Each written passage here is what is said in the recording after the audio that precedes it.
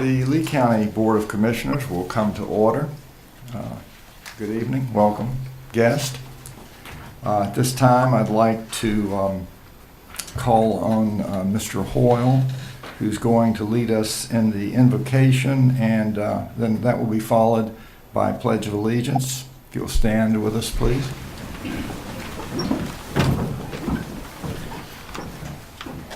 May we bow our heads in prayer.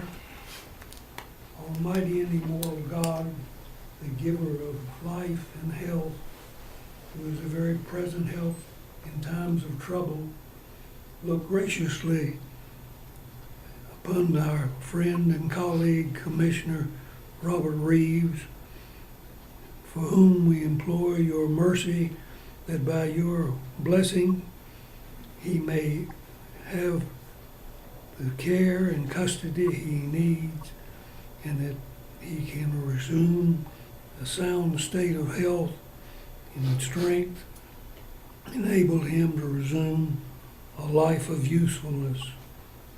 And our gracious Heavenly Father, we note with astounding horror at what has happened in the nation of Haiti.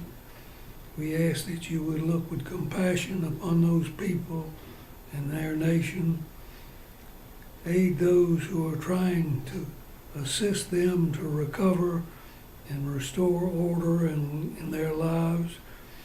Allow them to be successful in their ventures and make it successful so that anxiety about the future will be taken from a burden on those people. We ask our Father that you give them peace and contentment and may enable them to rebuild their country and enjoy the fruits of their labor. And finally, our Father, we would ask you to look with favor upon the members of our Board of Commissioners, grant them clear vision to perceive those things which are good and just, so that by their counsel and under their leadership, your people may live, work, and play together in true brotherhood. All of this we ask in your holy name, and we will give you all the praise and thanks. Amen. Allegiance to the flag of the United States of America and to the republic for which it stands, one nation, under God, indivisible, with liberty and justice for all.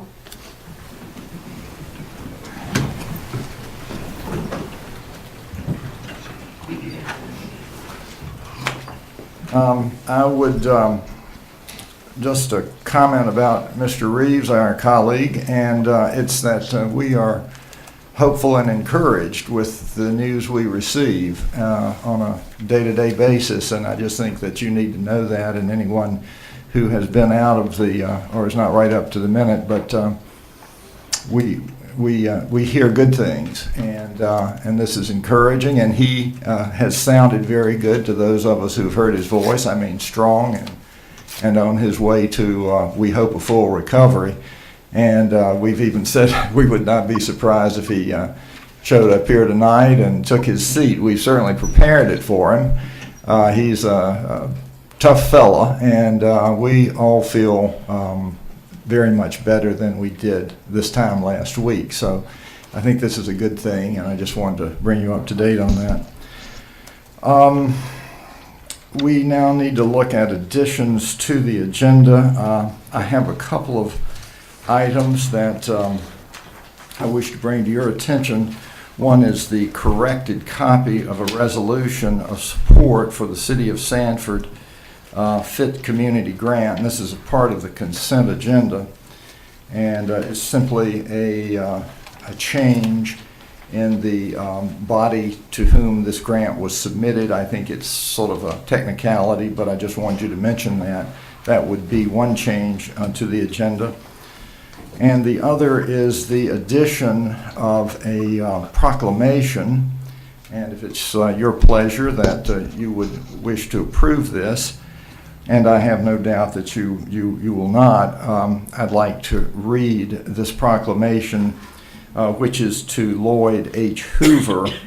And as a matter of fact, I'll go ahead and do that so that you know what you're voting on as we approve the consent agenda.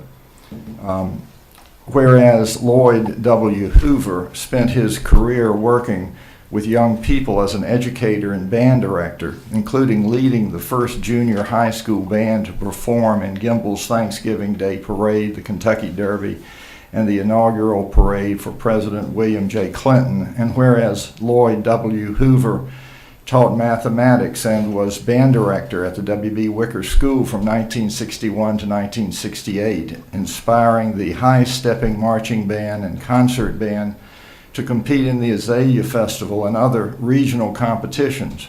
And whereas Lloyd W. Hoover made an impact on young people by encouraging students to strive for excellence and to make wise choices in his life, and whereas Lloyd W. Hoover served as a teacher, friend, and role model with his innovative spirit and enthusiasm for teaching children, selflessly giving his time and talents during lean budget years and influencing the lives of all he touched. And whereas Lloyd W. Hoover demonstrated in countless ways his dedication to the welfare of others and earned the respect and affection of his students, co-workers, and others in the community who were impacted by his leadership, and thus has earned and justly deserves the public recognition. Now, therefore, we, the Lee County Board of Commissioners, do hereby deem it an honor and pleasure to extend this proclamation of recognition to Lloyd W. Hoover and call on the citizens of our community to pay tribute to his accomplishments as an outstanding educator and band director, adopted the 19th day of January 2010. And so this I would add into the consent agenda. And these are the two additions to the agenda that I had to bring to your attention. So I think if there are no other changes, to approve the agenda, all in favor say aye. Aye. Opposed? There is no opposition. And now we need a move to approve the consent agenda. That's been moved to approve. Any discussion? All in favor say aye. Aye. Opposed? That is approved unanimously. Thank you very much. Now, for public comments.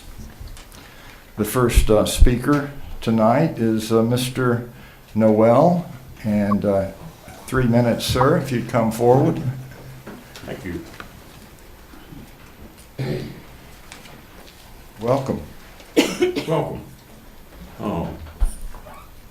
Russell B. Noel. I'd like to use up less than 3 minutes. Ladies and gentlemen, please put your mind at ease, for I am not here to criticize you, but to praise you. I want to praise you for, in these economic times,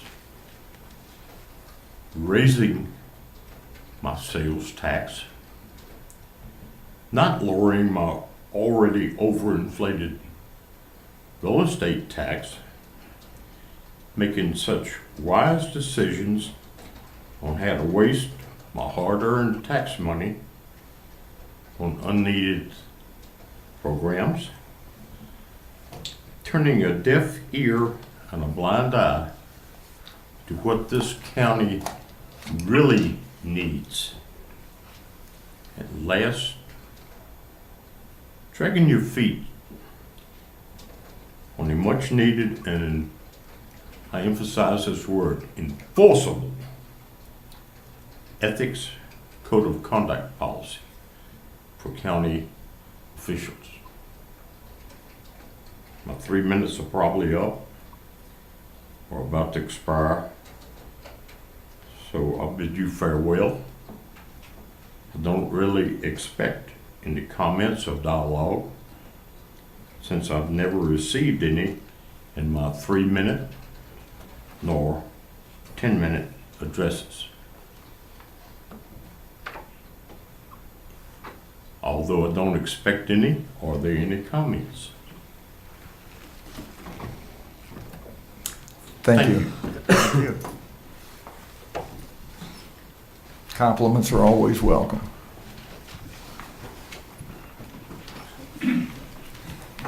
Your copy, sir. Okay, thank you very much.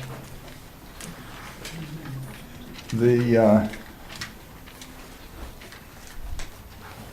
next speaker is Mr. Keith Clark, 212 Acorn Drive, Sanford, North Carolina. Welcome. Unfortunately, as opposed to being out near Tramway. I want to say that first, Mr. Noel, that I appreciate his participation. However, the rules preclude the commissioners from responding to his remarks at this time. We're in what we desperately need today on all fronts. An American Medal of Freedom winner said, what we desperately need today on all fronts, in our homes and communities, in schoolrooms and boardrooms, and certainly throughout society at large, are leaders, men and women who are willing to stand for something. Never in the history of the world has there been a more profound need for leaders of principle to step forward. I do not profess to be a perfect or accomplished leader, but I can attest to this statement, as can some of you. In leadership, in standing for principles, there is loneliness. But men and women of integrity must live with their convictions. Unless they do so, they are miserable. Now, what I want to talk to you about is a very different, at a different plane than that. It is your public comment policy itself, specifically item number 10. And that list that what we may not speak to. And I feel that it would be appropriate for you to have a review of this. Because as one who hates to see any one of these sessions not full of the public and different members of the public making statements, it is I. But when you look at it, let me make my first suggestion. That the public comments be held before your consent agendas. There may be items on your consent agendas that if you heard from the public or if a fact was brought to your attention, might change one or more of your minds about something being on the consent agenda and give people who have been faithful about coming, such as Mr. Noel, some satisfaction that he's being listened to, that he may have felt deprived of.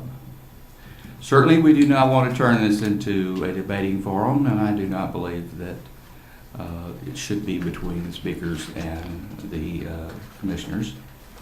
But when you look at the matters that go across there, I would ask... Mr. Clark, 3 minutes are up, so if you wrap it up, please. I'll wrap it up real quickly. If I was going to suggest that you ask your attorneys to provide you a rationale for, if there is a legal rationale for some of these, and if some of them are policy decisions or matters of preference of the commission. Some I know, such as public hearings, have a legal rationale because you'd have to go back and put it in the record. But it appears when you look at this that there are some very important matters that the public cannot comment on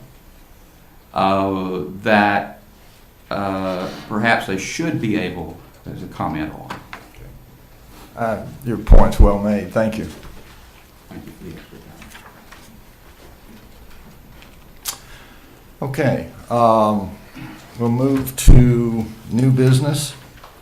And the first item on the agenda is the merger of West Sanford and Northview Fire Departments. And Don Landrews is chairman of the Lee County Fire Advisory Board, and he's going to present this to us. Good afternoon, Chairman, Commissioners.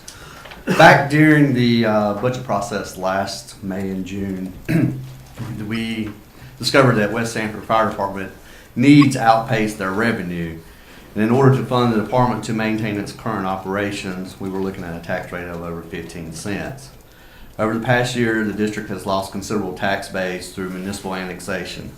Today, West Sanford Fire Department consists of a little over 267 homes and about 12 businesses. With the smallest tax base, the members of West Sanford Fire Department have struggled to upgrade equipment needed for firefighter safety and to improve the services they offer to their citizens.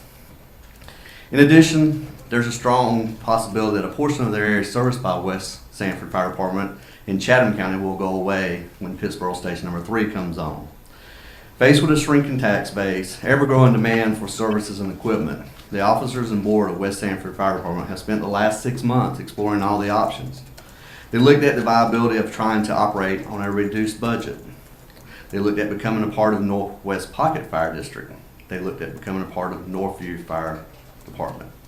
Back in the fall, the boards of West Sanford, Northwest Pocket, and Northview met so that we could have all the parties that were involved have an opportunity to ask questions, explore all the obstacles and challenges in front of West Sanford. This process was not an easy one. West Sanford Fire Department has a long and rich history of service and support to the community. No one wants to see them go away, most of all any of us. However, at the end of the day, the best fit for the department, and more importantly, the citizens of West Sanford Fire District, was working out an acquisition by Northview Fire Department. The acquisition of Northview Fire Department by Northview Fire Department of the West Sanford Fire Department appears to be a win-win for everyone. The citizens in West Sanford Fire District could see their ISO ratings go from a 9 to possibly a 5. The potential insurance savings could be over $250 a year on a $150,000 frame home for these folks. In addition, their fire tax rate could drop from its current rate of $10.9 to below 8.5 cents. The members of West Sanford Fire Department who become members of Northview Fire Department will not be faced with the daunting task of finding funding to upgrade their PPE or other equipment. The Board of Directors of West Sanford Fire Department has voted to move forward with an acquisition by Northview Fire Department. Last week, Northview Fire Department Board of Directors voted to move forward with acquiring West Sanford Fire Department. Our goal is to have all of this in place by July 1st, beginning of the next fiscal year. In order to accomplish all the requirements, we need the help of the Lee County Fire Marshal's Office and to a large extent the County Attorney. As in, none of us have ever done this before of acquiring a corporation and redoing fire districts. The Fire Advisory Board is in full support of the acquisition of West Sanford Fire Department by Northview Fire Department. We're asking support of the Lee County Board of Commissioners. We're also asking the assistance of the Fire Marshal's Office and the County Attorney as much as possible to go through this process. Time is of the essence, as July 1st is quickly approaching, and there's a lot of paperwork and I's dotted and T's crossed that need to be done between now and then. So. Okay. Before we have a motion, let me ask if there are any questions, Mr. Andrews, about his presentation or any of the facts. Okay. I just want to say we're really blessed to have Don in this position. And Shane, don't get embarrassed, but I'm going to give you some accolades also.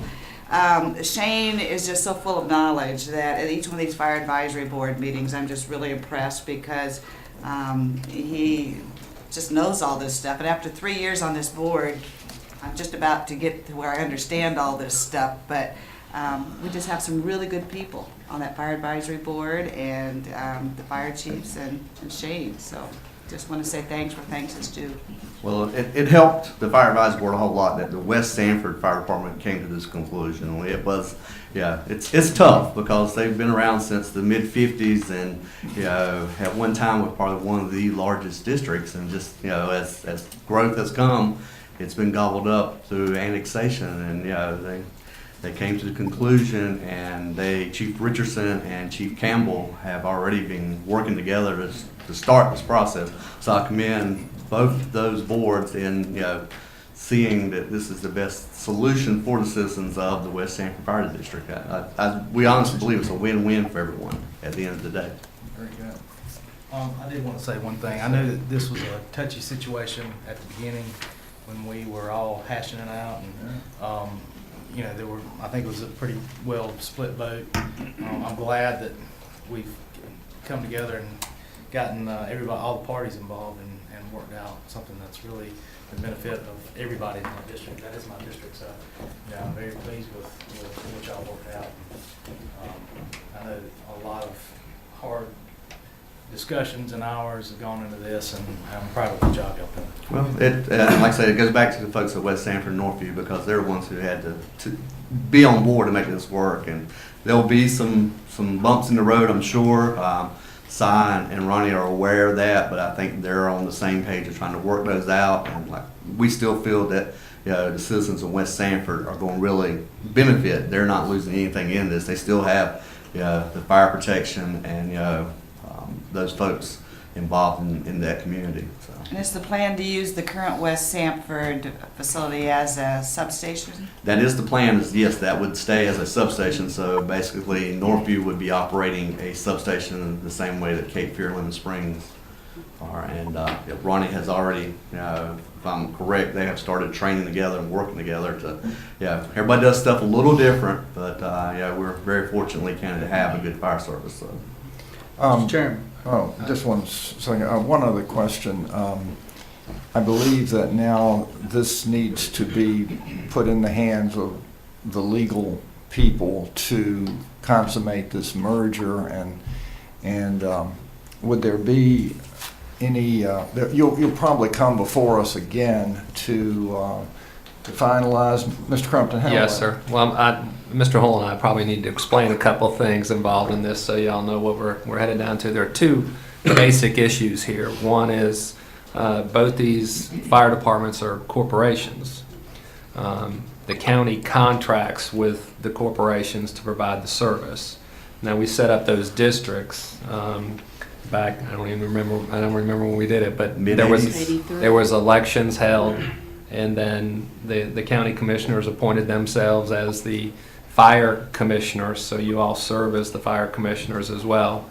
And then we contract with the fire departments, so they're separate entities. So two things have to happen here. One is they combine as a corporation, which is a legal matter between those two entities, and then the county has to decide how we're going to combine the district.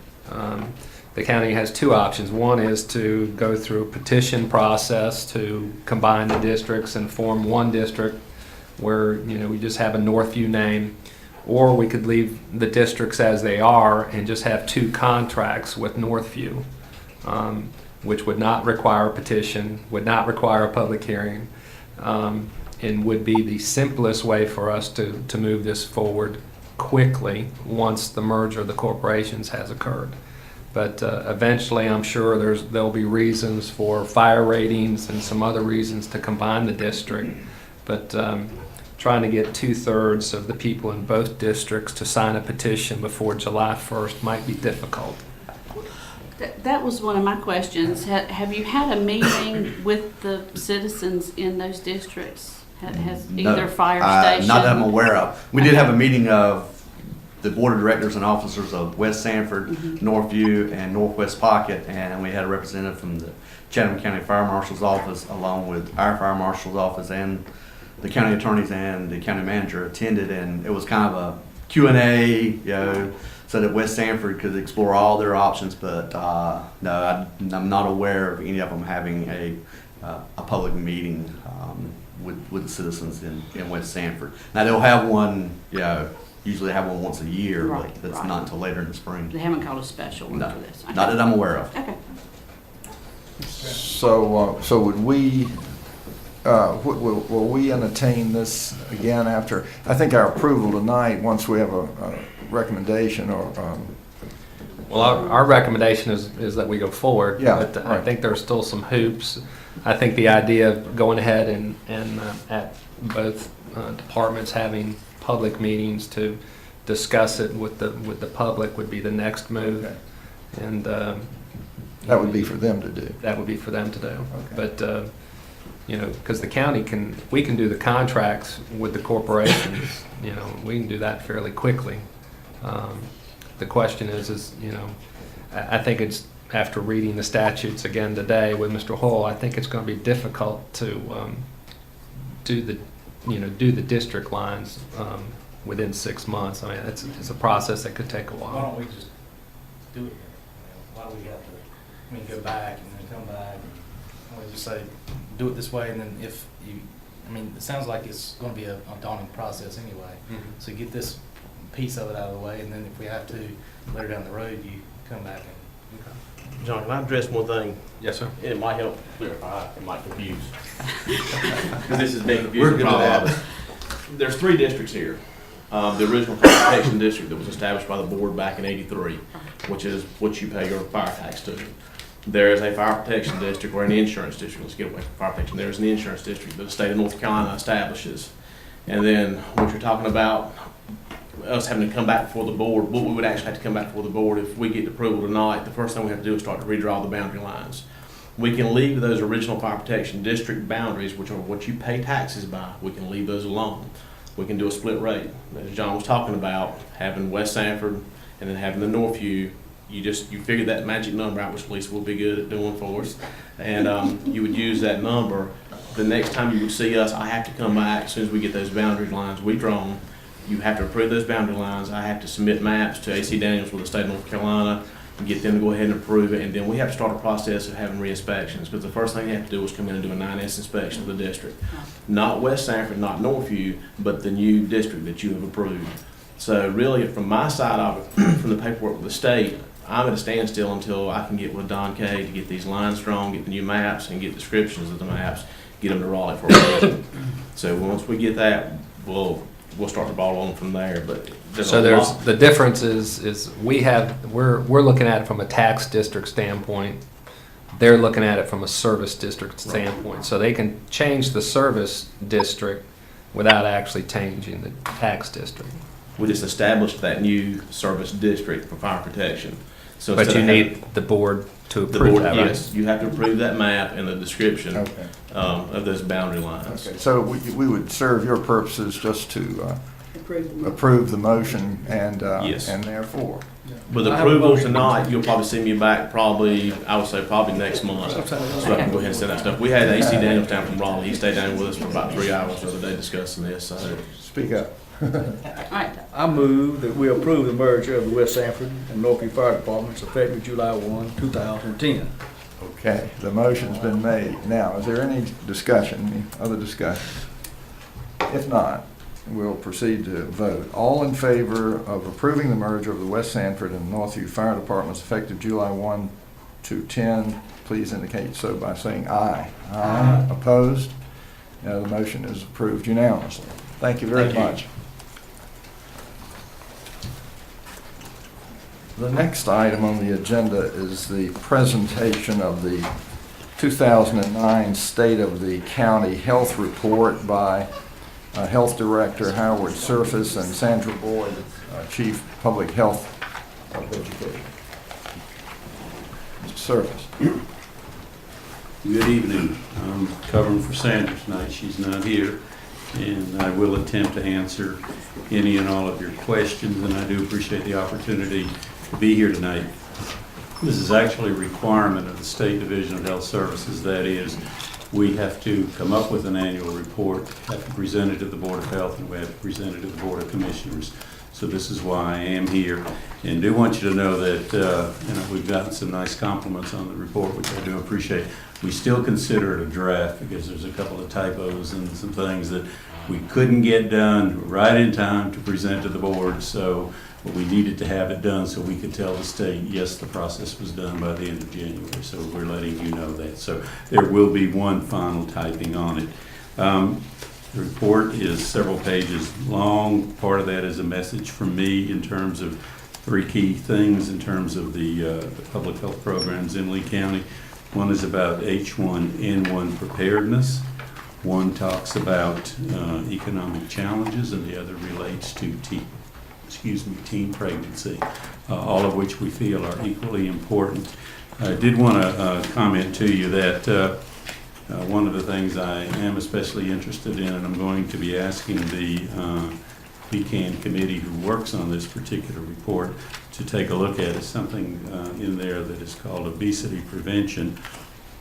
And what we're going to ask them to do is to survey institutions, state and local, where meals are served, so that we can take a look at what's happening in terms of obesity, with the tendency to also simultaneously serve junk food at the same time, maybe at a vending machines, that kind of thing. Institutions that we might seek some information from over the next several months would include the jail, the state prison, and the school systems. So we would make that information available to you later in the spring, but that is an additional interest area that I think we need to follow up on, that I think would be important for this report. I'm not a laborious speaker, but would be more than happy at this point to answer any questions the board may have. Any questions? I first of all want to say, I want to commend all of those that worked on this. I told you Thank you, ma'am. before the meeting, I found this very informative, you know, probably one of the best reports in the 3 years I've been on this board. I really like the fact that in here, you know, some of your strategies, some of the initiatives of the Board of Health. I like the fact that you're partnering with some of the faith-based institutions. I think that's a good strategy. On the economic challenges, you had mentioned some things there that I really liked, and that's partnering, looking for ways to partner regionally, Right. rather, you know, than just the county absorbing all of that. And just a couple of questions I had. One was on the teen pregnancy. Do we have the demographics on those broken down? You know, I noticed that when we were going through the population demographics, you know, we had it by white, African American, Latino. Do we have the teen pregnancy demographics broken down any further than just the numbers and the ages? No, ma'am, not from the state level. We could probably take a pretty good guess on the local level, but we get this information primarily from the State Center for Health Statistics and other organizations, and theirs is more broad, so they wouldn't break it down. We could look for that, we can make a point to do that, and we'd be glad to do so. Yeah, I would be interested, and so I think that answered my second question when I was looking at the demographics on, you know, the population here, and I see this is through the end of 2008. And Yes, ma'am. according to Strategic Services, we're right at 62,000, and this is almost 58,000. So you have to use state statistics on this? We do, and there's an old saying about statistics and lies, and I won't go into it, but we try to get as close as we can, but we recognize that most statistics are probably not at 100%, but maybe 98, 99%. Mr. Surface, I'd like to, Yes, just sir. to recognize you and your department for doing such a great job in tough economic conditions, and the fact that you had to come in and shut down a dental department and limited staff and H1N1, all this stuff coming on your watch as you're a new guy on the block, and good job, you know, job done. Thank you. Appreciate it. Thank you, I appreciate that. If the good job is being done, it's being done by staff. You know, you don't do anything unless you have good staff. We've also got an excellent board, and you have a good commissioner representative on that board. So I'm glad to be a part of it, and I appreciate that. I will pass that along to them. They will appreciate it. We've got a lot of hard workers. As I tell people with public health, we've got a great health department. We just don't have enough of them, you know. But in the economic times we're in, that's where everybody finds themselves, and we do the best we can with what we have. But thank you, sir. The question is to approve this report as presented. Is there a motion? So moved. It's been moved that we approve this report, which everybody finds to be very fine. And Thank you, sir. And so, is there any discussion, any more discussion? If not, we'll vote. All in favor, say aye. Aye. Opposed? There is no opposition. Thank you very much. Thank you, sir. We'll forward your recommendation on to the state. Appreciate it.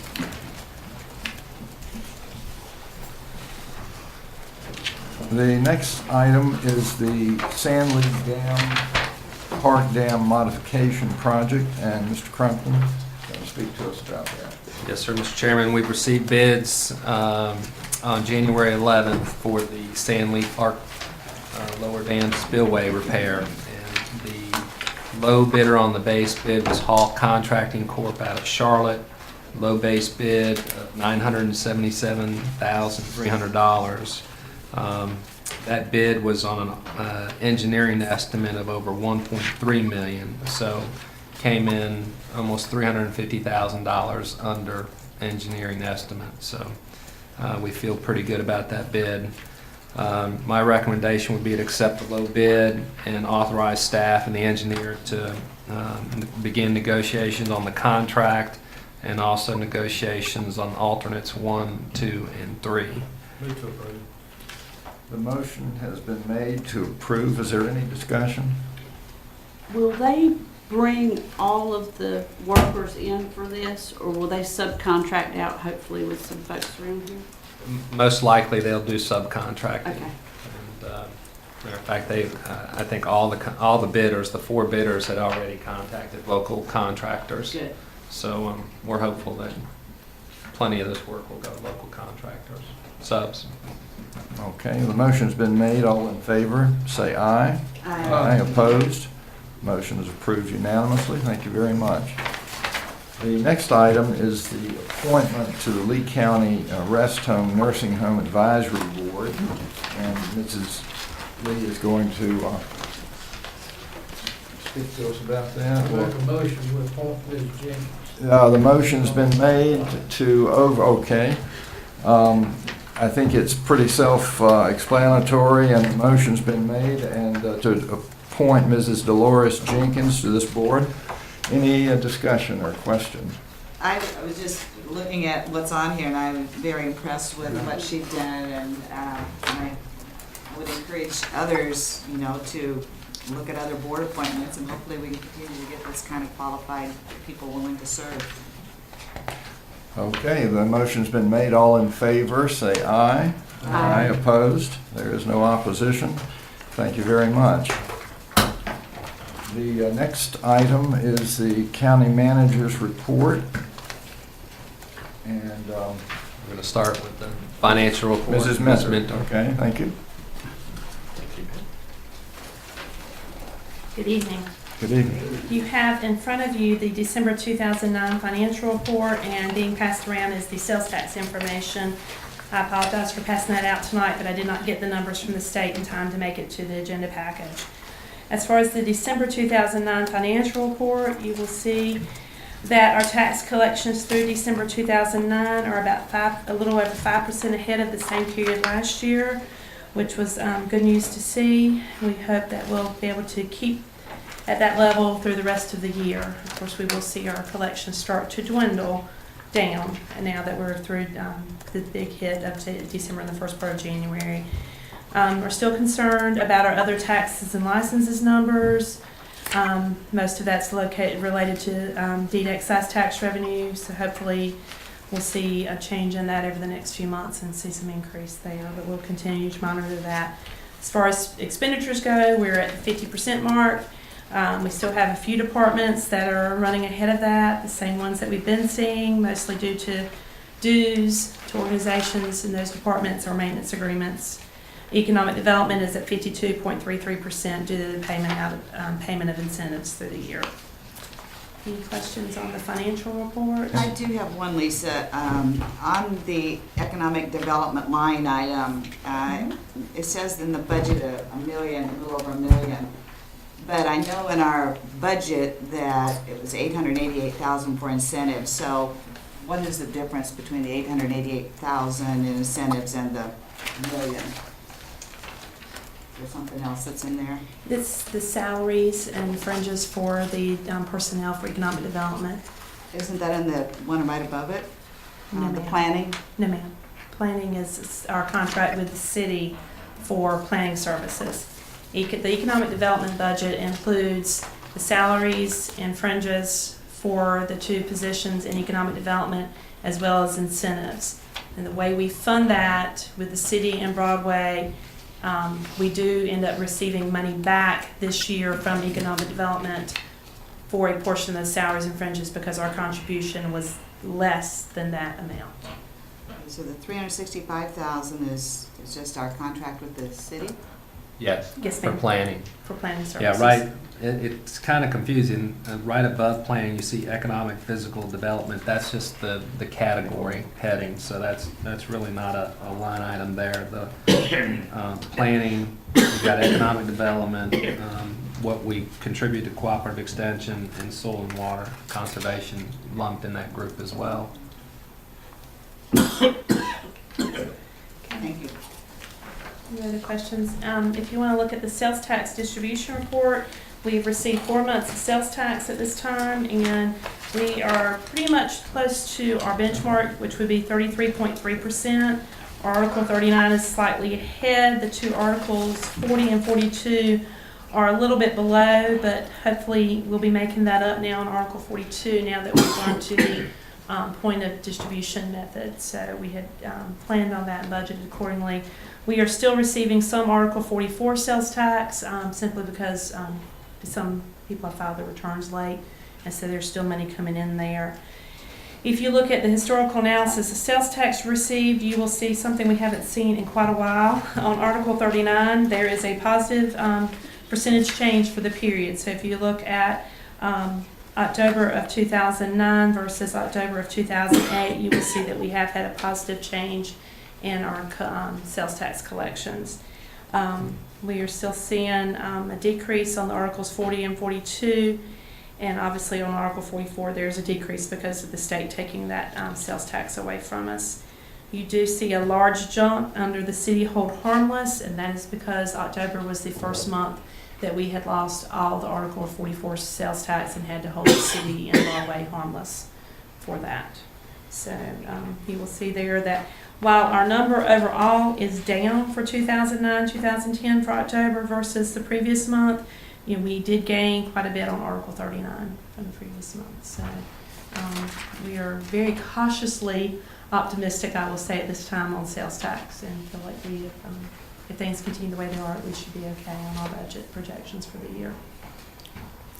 Well, that's what we like to hear. So thank you very much. Any other questions? Thank you. Mr. Crompton?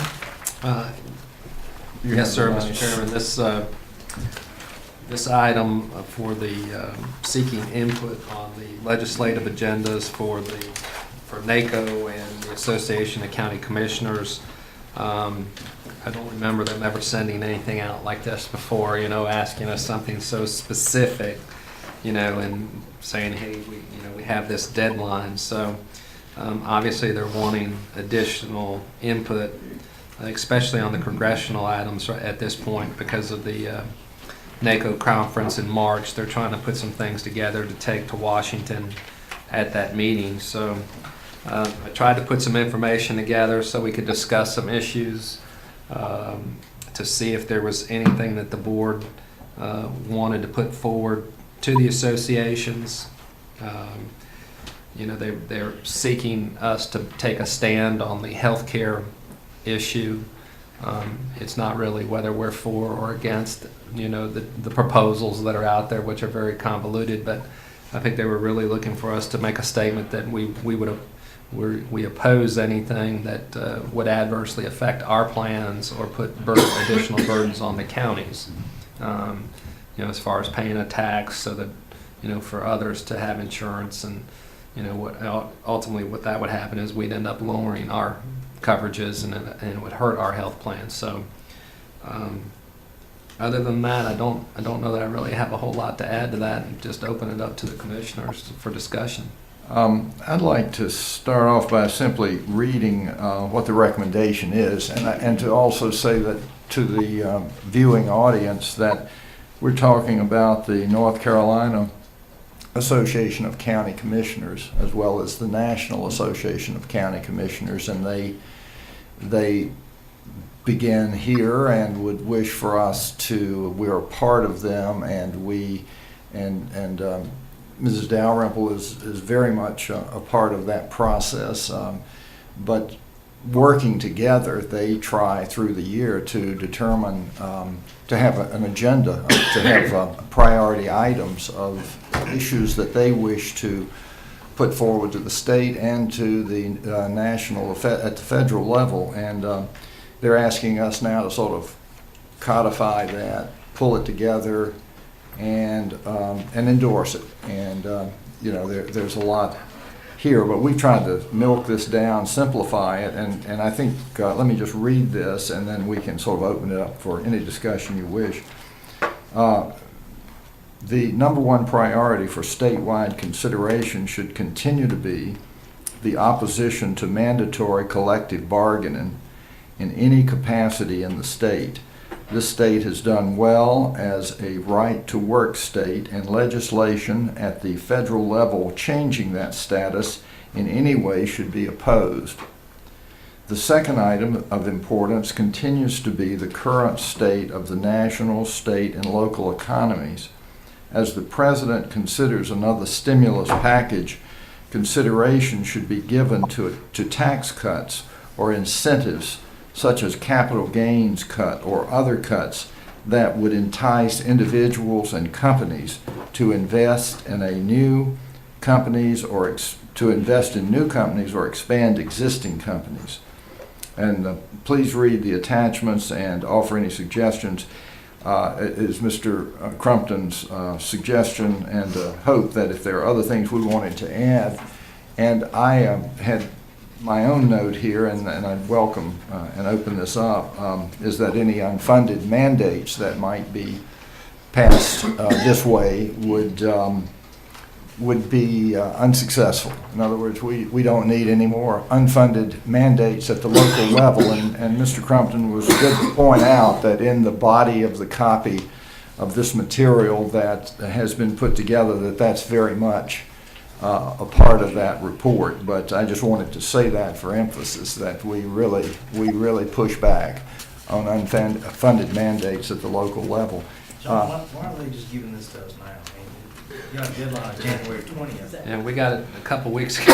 This is ridiculous. That's the reason it's put here tonight. We just Okay. We got it on Just January throw something 6th, at the and I think this was actually emailed out to everybody, but I think it's, we, as a board, we come together and discuss these issues, but, the one issue with the collective bargaining is really a scary thing for us. I've had a long conversation with the sheriff about it, and, any legislation at the federal level that would take his authority away to hire and fire as he sees fit, I think is a bad thing.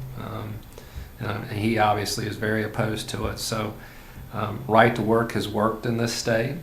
I don't think any mandatory collective bargaining for law enforcement or emergency responders should be enacted by the federal government. I mean, and obviously our state has taken a look at that, and they don't allow it. So I'd hate to see that overturned. I think it could provide a real upheaval in personnel relations, and could set us back for a long period of time.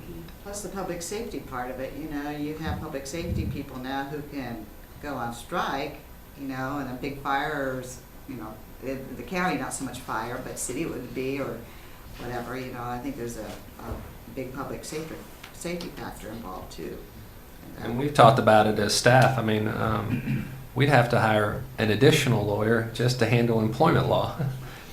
So I mean, I guess it's good for the lawyers, but and maybe that's what's pushing this. But I just don't see this as a good thing for Lee County or the state of North Carolina, and I think we should oppose it. And there were other issues that I think the NACO agenda from last year is on page 72, and I would think that all of these things would continue.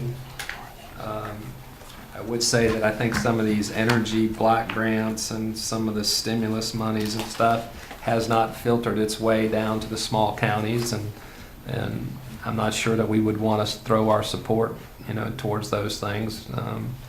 I think at this point, there's probably enough money out there floating around that hasn't been used, and maybe a tax cut is in order and could probably stimulate some things. So when you talk to folks, especially the larger companies, I think that's what they're looking for.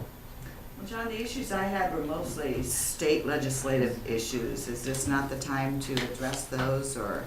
I mean, I think it's still the same. I think it's a good time to go ahead and discuss it because Ms. Dalrymple is supposed to begin those discussions at the state level here pretty soon. So, Well, I was going to ask Mrs. Dalrymple, who is the District 9 Regional Representative to the State Board of North Carolina Board of County Commissioners, if you have any perspective on this or anything you'd like to say.